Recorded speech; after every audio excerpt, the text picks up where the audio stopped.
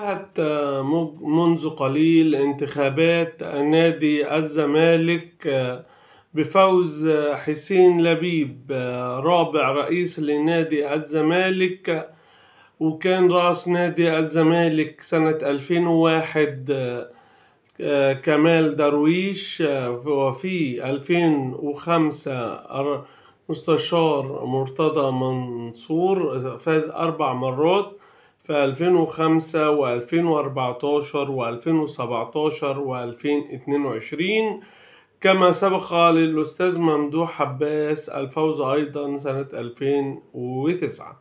حسين لبيب نجح بقائمته كاملة رئيسا لنادي الزمالك، وهشام نصر نائب لرئيس نادي الزمالك، وحسام المندوه الحسيني أمينا للصندوق، ونجاح أعضاء فوق السن هاني شكري وهاني بيرزي وحسين السيد وعمرو أدهم ومحمد طارق، كما نجح تحت السن أحمد خالد حسنين ورامي نصوحي ونيرة الأحمر.